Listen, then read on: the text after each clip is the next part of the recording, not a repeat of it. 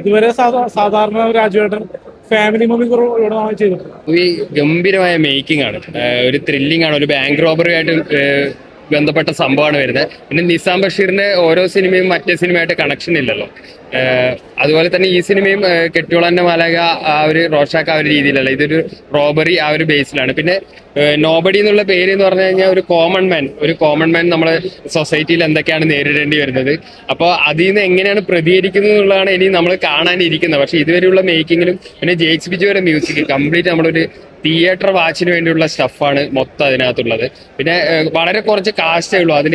നമ്മുടെ പഴയ നടനായ അശോകനൊക്കെ വളരെ ഒരു വെറൈറ്റി ഉള്ള റോളാണ്. അതുപോലെ ഹക്കീം ഷാജാൻ ഗംഭീരമായിട്ടുള്ള ഒരു റോൾ ചെയ്തിട്ടുണ്ട്. പിന്നെ പാർവതി പൃഥ്വിരാജ് അവർ തമ്മിലുള്ള കെമിസ്ട്രി, അത് പണ്ട് മുതലേ അവരോട് നമ്മുടെ മൊയ്തീൻ മുതലുള്ള പേരാണല്ലോ, അവരുടെ വേറിട്ട രീതിയിലുള്ള ഒരു ഫാമിലി. ഇതാണ് ഒരു ഗവൺമെന്റ് ഉദ്യോഗസ്ഥനായിട്ടാണ് അദ്ദേഹം പൃഥ്വിരാജ് വരുന്നത് ഇതിനകത്ത്. പിന്നെ ആക്ഷൻ സീനുകളൊക്കെ ഭയങ്കര വെറൈറ്റിയാണ്. അത് നമ്മുടെ സാധാരണ ഹീറോ വില്ലൻ രീതിയിലുള്ളതല്ല, ഒരു കൂട്ടം ആൾക്കാരുമായിട്ടുള്ള ഫൈറ്റുകളും അങ്ങനത്തെ സിറ്റുവേഷൻസ് ആണ് ഈ സിനിമയിൽ വരുന്നത്. അതിന്റെ ക്യാമറ വർക്കൊക്കെ അടിപൊളിയാണ്.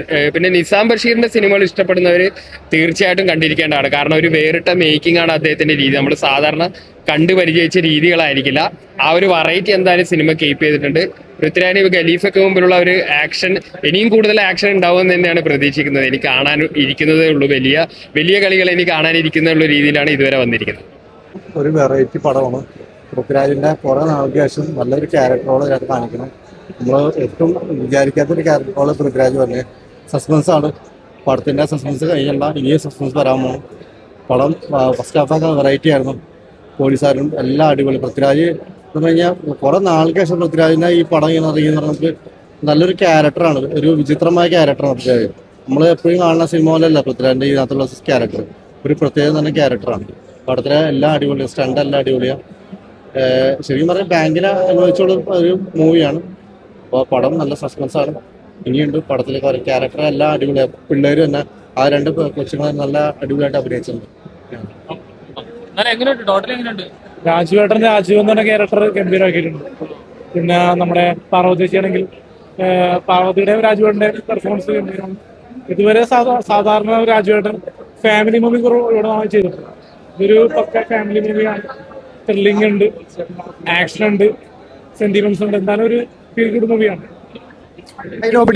നല്ല ത്രില്ലിംഗ് കേട്ടോ, നല്ല ത്രില്ലർ പടം. നല്ല എടുത്തു പറയേണ്ട ജെയ്ക്സിന്റെ മ്യൂസിക്, BGM തകർത്തിട്ടുണ്ട്. അതൊന്നും ഇന്റർവൽ സീനിലേക്ക് BGM ഒക്കെ തകർക്കും.